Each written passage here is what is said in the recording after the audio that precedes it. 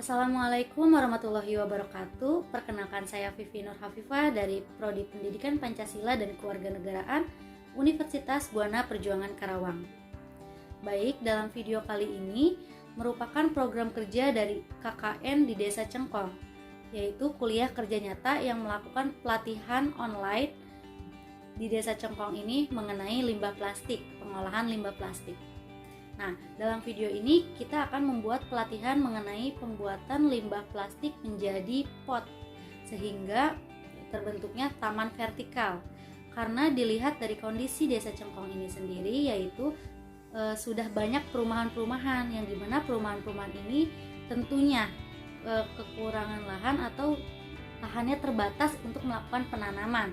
Oleh karena itu, kami akan membuat pelatihan bagaimana caranya untuk membuat taman vertikal, yang menjadi salah satu solusi untuk tanam menanam di daerah perumahan.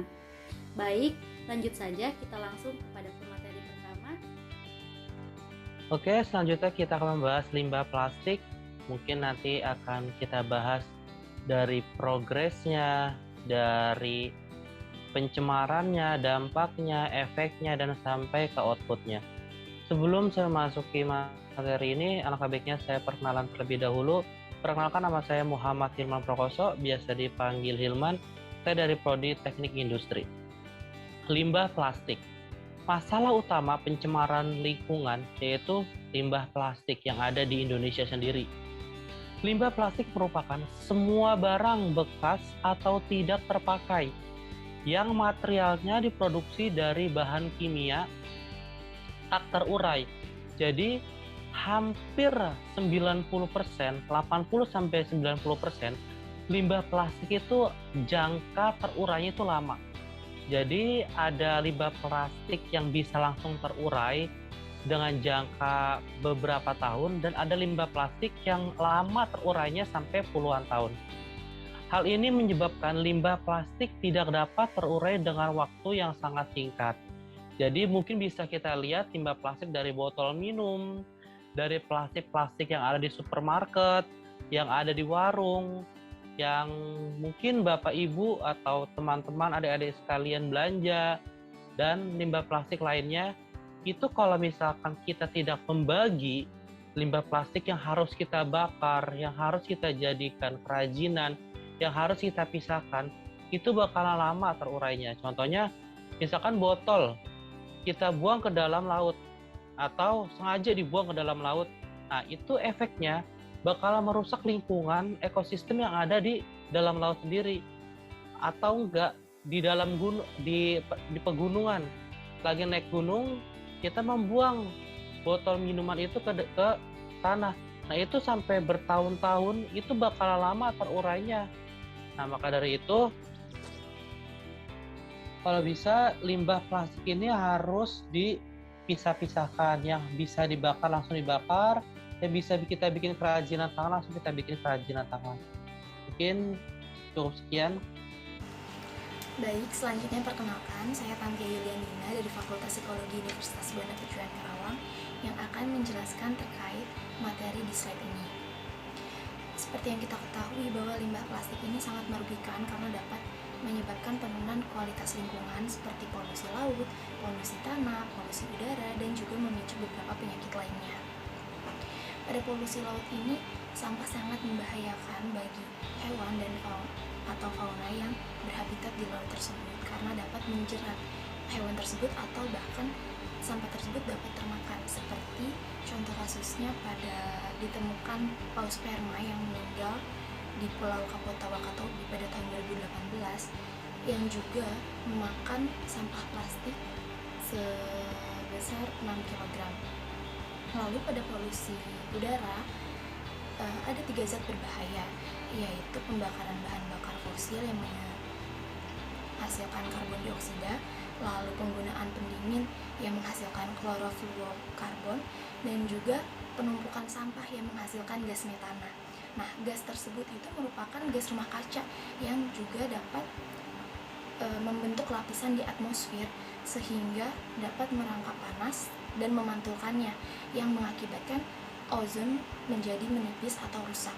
Lalu pada polusi tanah ini, sampah yang menumpuk dan mencemari tanah dapat menghasilkan zat berbahaya yang juga menyebabkan tidak dapatnya tumbuh-tumbuhan di sana, dan juga tanah menjadi kotor, lokasi menjadi gersang, dan juga menjadi sumber penyakit. Nah, hal-hal tersebut memicu adanya penyakit oleh bakteri dan virus seperti diare, tifus, disentri, jamur, kolera, dan juga beberapa penyakit kulit lainnya. Nah, hal ini juga didukung oleh hasil penelitian yang dilakukan oleh UC Davis dan juga Universitas Hasanuddin yang dilakukan di Pasar Pautere, Makassar, yang mengatakan bahwa 23% sampel ikan yang diambil itu memiliki kandungan plastik di dalam perutnya. Baik, sekian dari penjelasan dari saya. Selanjutnya silakan. Assalamualaikum warahmatullahi wabarakatuh. Salam sejahtera bagi kita semua. Om Swastiastu, Namo Buddhaya, salam kebajikan, salam. Perkenalkan, nama saya Sefa Zara dari Prodi Ilmu Hukum, Fakultas Hukum Universitas Buana Perjuangan Karawang. Di sini saya selaku mahasiswa KKN Desa Cengkong, Kecamatan Purwasari, Kabupaten Karawang, ingin menjelaskan tentang daur ulang limbah plastik atau sampah plastik. Pada poin mengurangi sampah plastik, ada beberapa cara yang dapat dilakukan untuk mengurangi penggunaan sampah plastik. Penggunaan plastik, yaitu ada 5 poin. Yang pertama, membawa tas belanja sendiri. Seperti saat kita berada di supermarket, kita membawa tas belanja kita sendiri agar lebih hemat. Yang kedua, membawa alat makan reusable atau alat makan yang bisa digunakan kembali, seperti sendok, garpu, atau piring dari logam. Itu bisa dicuci dan digunakan kembali. Yang ketiga, membiasakan masak di rumah agar lebih hemat. Yang keempat, mengganti tisu basah dengan lap, karena kalau menggunakan lap bisa dicuci kembali dan digunakan kembali. Yang kelima, ada daur ulang. Untuk materi daur ulang akan dijelaskan oleh teman saya. Kurang lebihnya mohon maaf. Wabillahi taufiq wal hidayah. Wassalamualaikum warahmatullahi wabarakatuh. Terima kasih. Assalamualaikum warahmatullahi wabarakatuh. Perkenalkan, nama saya Nur Biasa, saya dari program studi manajemen. Selanjutnya saya akan menjelaskan mengenai daur ulang sampah plastik yang meliputi pengumpulan, penyortiran, pencucian, perubahan ukuran, identifikasi dan pemisahan plastik serta penggabungannya. Daur ulang merupakan kegiatan mengolah limbah untuk dijadikan sebuah produk baru. Dalam proses daur ulang terdapat beberapa tahapan, yaitu pengumpulan atau collection. Langkah awal dalam proses daur ulang plastik ini sepenuhnya tergantung pada bisnis, restoran, dan masyarakat untuk membuang sampah plastik di tempat yang tepat. Apabila sudah dibuang di tempat sampah biasa, maka plastik tidak akan bisa didaur ulang. Dari sini kita dapat belajar bahwa penting untuk memisahkan sampah biasa dan sampah plastik. Jika akan diterapkan pada sistem di suatu daerah atau desa, idealnya juga perlu memiliki sistem pengumpulan sampah plastik yang diterapkan di rumah atau bisnis di desa tersebut yang dapat memisahkan sampah plastik dan sampah biasa. Namun, jika tidak memungkinkan, pengumpulan sampah plastik harus mudah diakses publik guna memudahkan mereka yang ingin membuang sampah plastik dengan cara yang benar. Setelah tahap collection, langkah selanjutnya yaitu dalam proses daur ulang sampah plastik adalah penyortiran. Biasanya, plastik diurutkan berdasarkan beberapa cara yang umum. Contohnya seperti jenis plastik, warna plastik, atau bahkan cara pembuatannya. Selanjutnya itu pencucian atau washing. Tujuan dari langkah dalam cara daur ulang plastik ini adalah menghilangkan kotoran dan segala sesuatu yang tidak terbuat dari bahan plastik. Alasannya, karena sampah non-plastik tidak dapat didaur ulang serta dapat menyebabkan produk akhir memiliki kualitas kurang baik.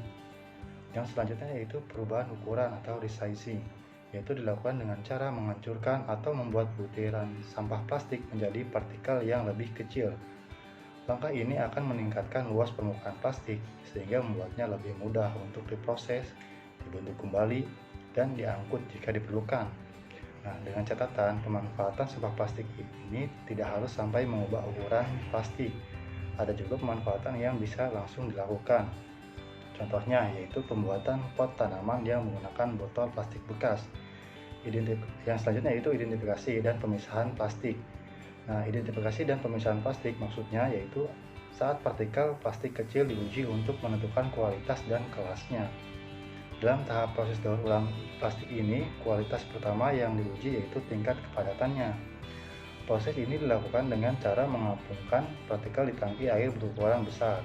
Nantinya, partikel yang kurang padat akan mengapung, sementara partikel yang lebih padat akan tenggelam. Dan selanjutnya itu penggabungan atau compounding. Langkah terakhir dalam proses daur ulang plastik ini ada tahapan ini, yaitu partikel akan dibuat menjadi bahan daur ulang yang nantinya dapat digunakan untuk produksi di masa mendatang. Compounding merupakan tahap ketika partikel kecil dihancurkan dan dilebur menjadi peret plastik. Selanjutnya, peret ini dapat digunakan untuk produk produksi plastik yang lainnya. Terima kasih presentasi dari saya. Assalamualaikum warahmatullahi wabarakatuh. Assalamualaikum warahmatullahi wabarakatuh. Saya Kinayata Syafrida Jalib dari program studi psikologi akan menjelaskan mengenai manfaat daur ulang. Yang pertama, pengurangan limbah tempat pembuangan akhir atau TPA. Manfaat daur ulang yang paling jelas adalah berkurangnya limbah di tempat pembuangan akhir. Salah satu manfaat utama dari daur ulang dari skala pribadi hingga regional adalah membantu mengurangi jumlah sampah yang berkembang biak di pusat-pusat pelayanan sampah tempat pembuangan akhir atau TPA. Akhirnya, resiko kebocoran gas alam, bahan kimia beracun, dan zat berbahaya lainnya ke ekosistem lokal berkurang, memastikan bahwa lingkungan lokal tetap bersih dan aman bagi mereka yang tinggal di dekat tempat pembuangan limbah yang selalu mengganggu sangatlah penting.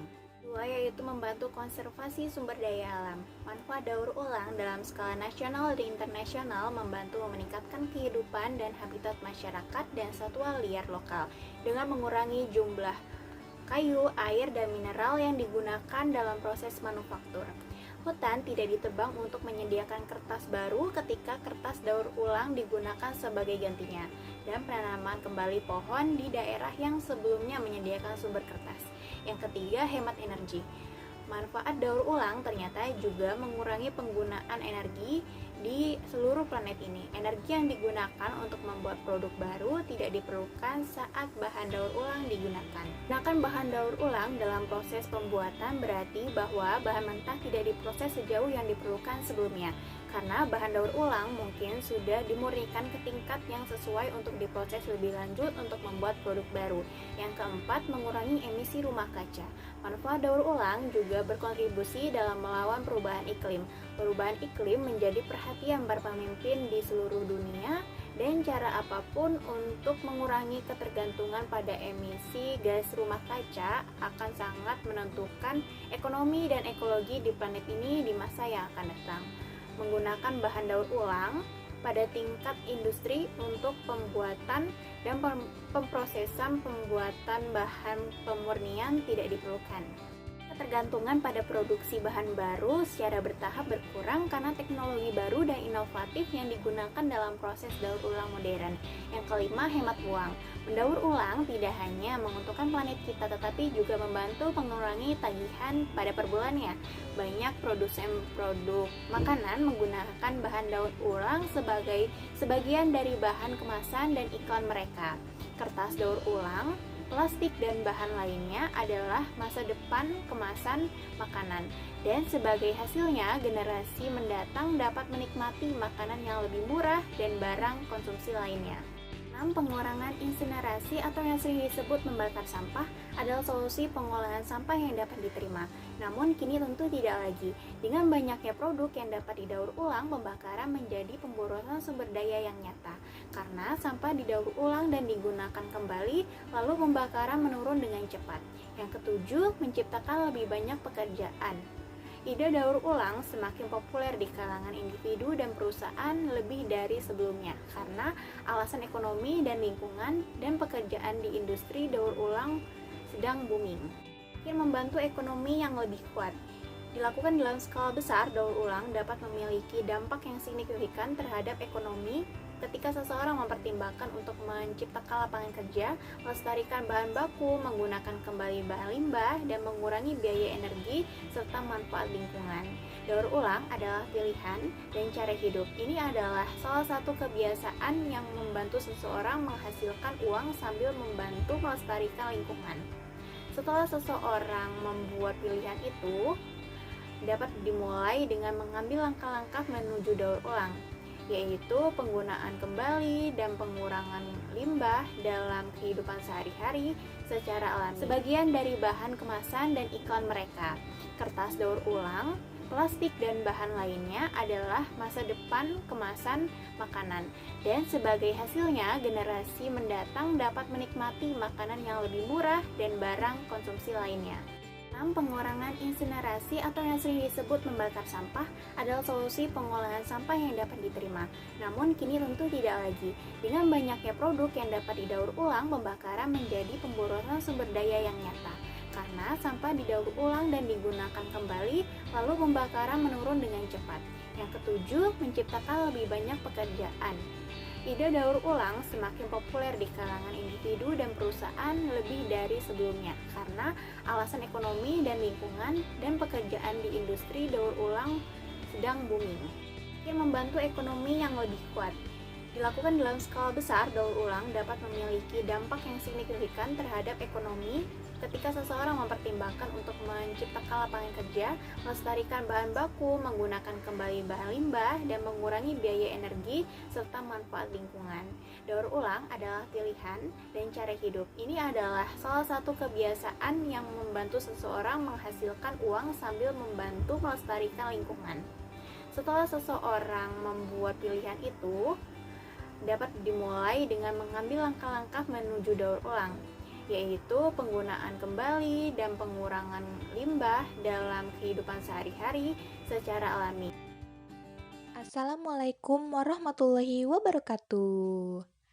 Hai semuanya, aku mau kasih tahu nih tips tutorial tanam bunga di botol plastik bekas. Caranya bagaimana ya? Yuk simak videonya.